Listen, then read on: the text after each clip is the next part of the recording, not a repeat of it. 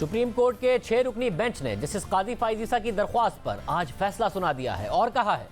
कि बेंच तश्कील देने का इख्तियार चीफ जस्टिस के पास है। अहम बात यह है कि जस्टिस काजी फाइज ईसा ने सुप्रीम कोर्ट के 19 जून 2020 के सदारती रेफरेंस के फैसले के खिलाफ नजरसानी की दरख्वास्त दायर की हुई थी, जिस पर इब्तिदाई समाअत तो हुई, मगर जस्टिस काजी फाइज ईसा ने बेंच पर एतराज़ किया और कहा कि उनकी नजरसानी की दरख्वास्त 10 रुकनी बेंच ही सुने, जिसमें इख्तलाफी फैसला देने वाले जजेस भी शामिल हो। 10 दिसंबर को बेंच ने जस्टिस काजी फाइज ईसा की दरख्वास्त पर फैसला महफूज कर लिया था, जो आज सुना दिया गया और अदालत के फैसले के मुताबिक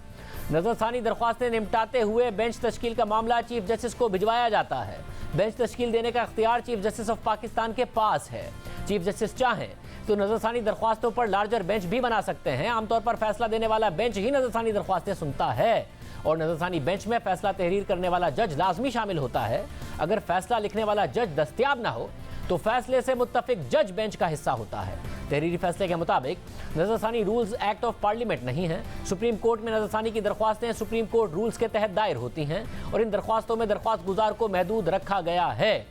रजिस्ट्रार ऑफिस मामला चीफ जस्टिस को भेजे ताकि बेंच की तश्कील का हतमी फैसला हो सके। इस फैसले से 6 रुकनी बेंच के जस्टिस मंजूर मलिक ने इख्तलाफ किया है। जस्टिस मंजूर मलिक का इख्तलाफी नोट अभी तक सामने नहीं आया। देखना होगा कि चीफ जस्टिस इस पर क्या फैसला सुनाते हैं, क्योंकि जस्टिस काजी फाइज ईसा ने बेंचेस तश्कील देने के मामले पर 2 दिन पहले ही चीफ जस्टिस के इख्तियार पर सवाल उठा दिया था और यह मामला तरक्याती फंड के फैसले के बाद देखने में आया। वज़ीर आज़म के खिलाफ तरक्याती फंड के फैसले में चीफ जस्टिस ने ऑर्डर जारी किया था कि जस्टिस काजी फाइज ईसा को वज़ीर आज़म के खिलाफ केसेस नहीं सुनने चाहिए और 2 दिन पहले जस्टिस काजी फाइज ईसा ने इस हवाले से अपना इख्तलाफी नोट जारी किया। जस्टिस काजी फाइज ईसा ने अपने नोट में लिखा कि यह मामला उस वक्त शुरू हुआ जब सुप्रीम कोर्ट ने मीडिया पर रिपोर्ट होने वाले वज़ीर आज़म के बयान का नोटिस लिया, एक ऐसा बयान जो बज़ाहिर आइन से मुतज़ाद है, मगर यह मामला गैर मामूली तौर पर निमट गया, जो मुबैना तौर पर कानून की खिलाफ वर्जी थी। इसके सही तरीके से तफ्तीश नहीं की गई, इसके बजाय सुप्रीम कोर्ट के एक जज की सरजरिश कर दी गई और उसे अपनी आइनी जिम्मेदारियां अदा करने से रोक दिया गया। जस्टिस काजी फाइज ईसा के नोट के मुताबिक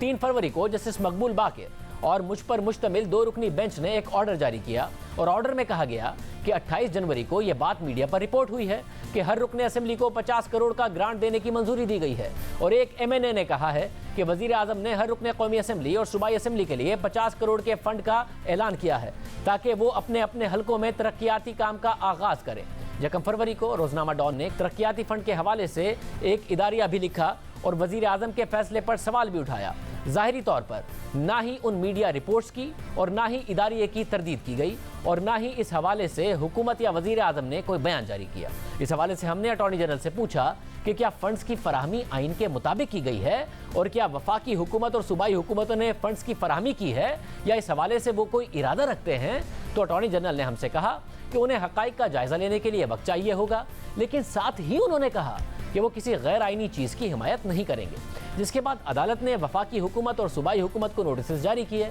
और फैसला किया कि मुतल्लिका हुकाम के जवाबात का जायज़ा लेने के बाद इस मामले को या तो निपटा दिया जाएगा या गैर तसल्ली बख्श जवाब की सूरत में उसे मजीद आगे बढ़ाया जाएगा और अगर उसे मजीद आगे बढ़ाने के नतीजे पर बात आई तो मामला चीफ जस्टिस को भेज दिया जाएगा ताकि वो इस हवाले से बेंच तश्कील दें। जैसे काजी फाइज ईसा के नोट के मुताबिक फिर 10 फरवरी 2021 को इस केस को 5 रुकनी बेंच के सामने फिक्स्ड कर दिया गया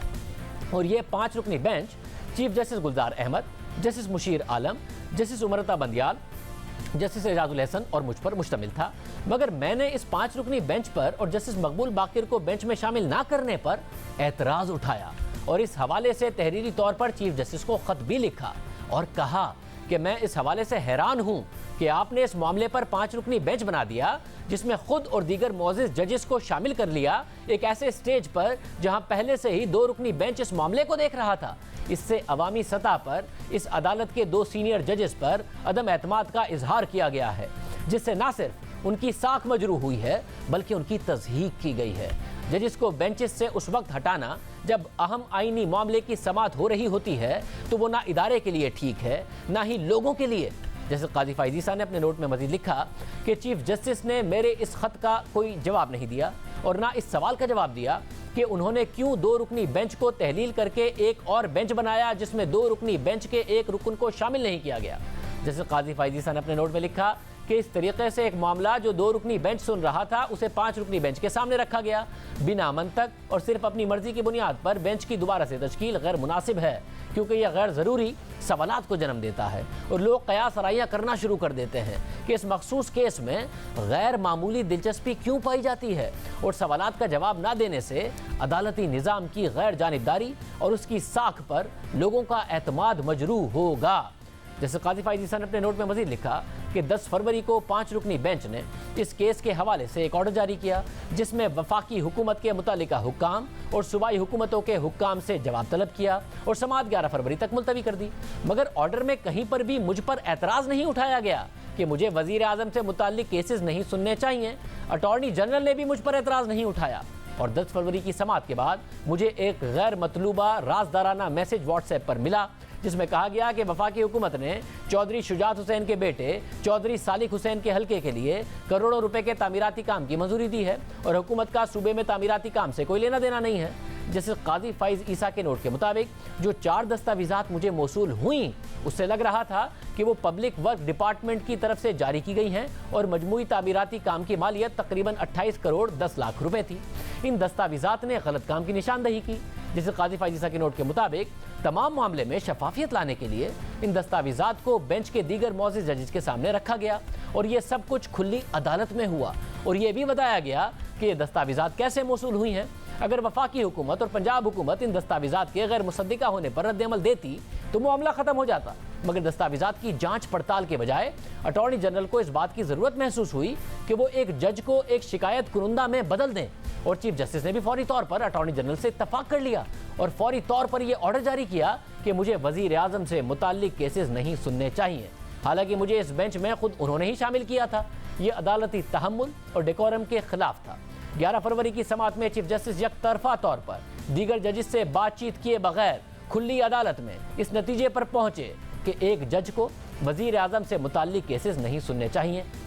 और वो अपनी सीट से उठकर चले गए, जिससे दीगर जजेस भी उठकर जाने पर मजबूर हो गए। और शाम को मीडिया पर यह चर्चा होता रहा कि एक फैसला जारी किया गया सुप्रीम कोर्ट के एक जज को जो खुद इस बेंच का हिस्सा हैं, उसे फैसले का पता नहीं और उसे मीडिया से इस फैसले का पता चल रहा है जो ना उसने पढ़ा है और ना ही उसके पास दस्तखत के लिए उस फैसले को भेजा गया। जिसके बाद दूसरी सुबह यानी 12 फरवरी को मैंने रजिस्ट्रार को खत लिखकर इस हवाले से अपनी हैरानी का इजहार किया और सवाल किया कि यह फैसला मुझे क्यों नहीं भेजा गया और इसे मीडिया पर किसके कहने पर रिलीज किया गया और फैसले की कॉपी हासिल करने की भी दरख्वास्त की। सवालात के जवाबात देना तो अपनी जगह, रजिस्ट्रार ने यह जरूरी नहीं समझा कि वो सुप्रीम कोर्ट के एक जज के खत का जवाब देते। जस्टिस फाइज ईसा ने अपने नोट में लिखा कि किसी भी अदालती फैसले में जहां एक और उससे ज़ायद जजेस इख्तलाफात रखें तो एक अलहदा अदालती फैसला लिखा जाता है, लेकिन इस केस में ऐसा नहीं किया गया। अगर इस केस में ऐसा होता तो फैसले में लिखा जाता कि 4 जजेस फैसले के हक में हैं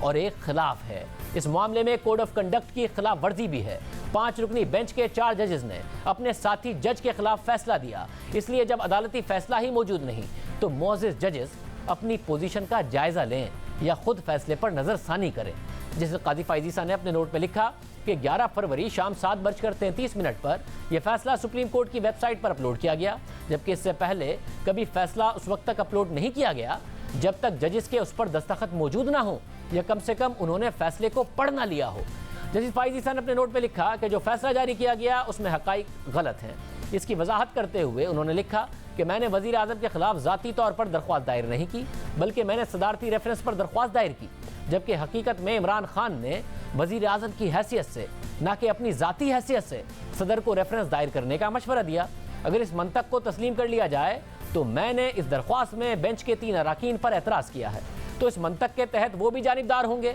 और उन्हें मेरे खिलाफ फैसला जारी नहीं करना चाहिए था। जस्टिस फाइज ईसा ने अपने नोट में मजीद लिखा कि फैसले में कहा गया है कि मुझे वजीर आजम इमरान खान के खिलाफ केसेस नहीं सुनने चाहिए, जबकि वजीर आजम वफाकी हुकूमत का सरबराह होता है, जबकि रियासत का सरबराह सदर भी ज़्यादातर मामलात में वजीर आजम के मशवरे पर काम करता है। इसलिए अगर यह फैसला नाफिज हो जाता है तो मैं सुप्रीम कोर्ट में सिर्फ ज़ाती सिविल तनाज़ात के केसेस ही सुन पाऊंगा, क्योंकि क्रिमिनल केसेस में भी रियासत हमेशा एक पार्टी होती है। मेरा वजीर आजम के खिलाफ कोई तासुब नहीं, मैं इस काबिल हूँ कि फैसले देते वक्त गैर जानिबदार रहूँ। मेरे साथी जजेस मेरे ज़मीर के रखवाले नहीं, ना ही मैं उनके ज़मीर का रखवाला हूँ। जबकि जानिबदारी का इल्ज़ाम पहले आयद होना चाहिए, जिसके बाद ही जजेस इसका तयन कर सकते हैं। अगर इमरान खान को एतराज़ था तो वो ज़ाती तौर पर एतराज़ कर सकते थे। अटॉर्नी जनरल वज़ीर आज़म के ज़ाती वकील नहीं है और ना ही चीफ जस्टिस वज़ीर आज़म की हिमायत कर सकते हैं या सुप्रीम कोर्ट के जज को रोक सकते हैं, और ना ही आइन जजेस को ये इजाज़त देता है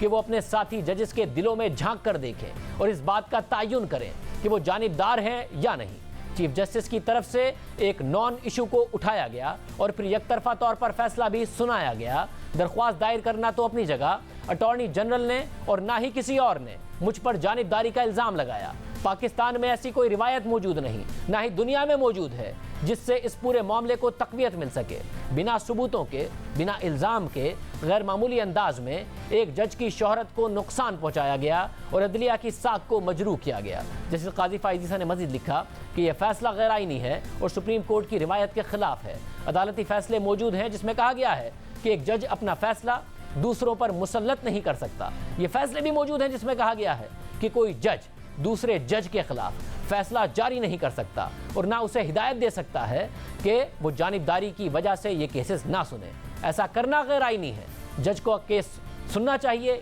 या नहीं, इसका फैसला वो जज अपनी दानिश के साथ कर सकता है। एक छोटा बेंच माजी के लार्जर बेंच के फैसलों से मुतजाद फैसला जारी नहीं कर सकता। सुप्रीम कोर्ट के पास ऐसा फैसला जारी करने का दायरा कार ही मौजूद नहीं। चीफ जस्टिस के पास ये सवाबदीद मौजूद है कि वो बेंचेस तश्कील दें, मगर बेंचेस तश्कील देने की वजूहात भी होनी चाहिए। मैं अपने साथी जज को बेंच से निकालने पर ख़त लिखा, इसके बावजूद बेंचेस तश्कील देने में अनस्ट्रक्चर्ड सवाबदीदी इख्तियार का इस्तेमाल किया जाता है। बार बार पेश आने वाले इस मसले पर चीफ जस्टिस ने ध्यान नहीं दिया और ना ही इसे फुल कोर्ट के इजलास के एजेंडे में शामिल किया गया। सुप्रीम कोर्ट तमाम तनाज़ात को हल करने के लिए हतमी अदालत का दर्जा रखती है। इस अदालत का काम है कि एग्जीक्यूटिव्स हुदूद से आगे ना बढ़ें और आइन की खिलाफ वर्जी ना करें, और अगर एग्जीक्यूटिव की खिलाफ वर्जियों का जायजा नहीं लिया गया, बेंचेस को दोबारा तश्कील दिया गया, जजेस को काम करने से रोका गया, तो अजियत लोगों को उठानी पड़ेगी। इस फैसले का पैरा नंबर 6 गैर आईनी है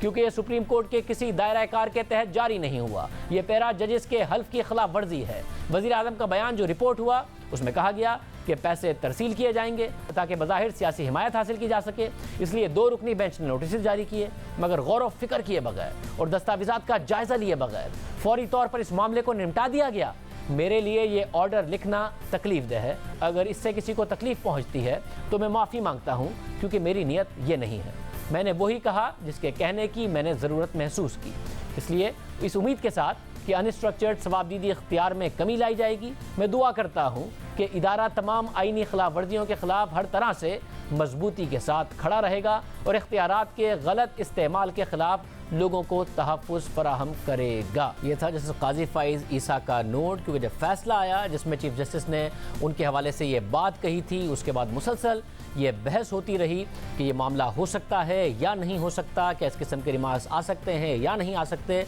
अब वो फैसला भी हमने आपके सामने रखा था और जैसे काजी फाइज़ ईसा का नोट भी आपके सामने तफसील से रखा है। उन्होंने बेंच बनाने के हवाले से जो इख्तियारात है उस पर भी सवाल उठाया है, जो उनका अपना मामला है वो भी आज के फैसले के तहत चीफ जस्टिस के पास है। देखते हैं इस हवाले से आने वाले दिनों में क्या मज़ीद डेवलपमेंट्स होती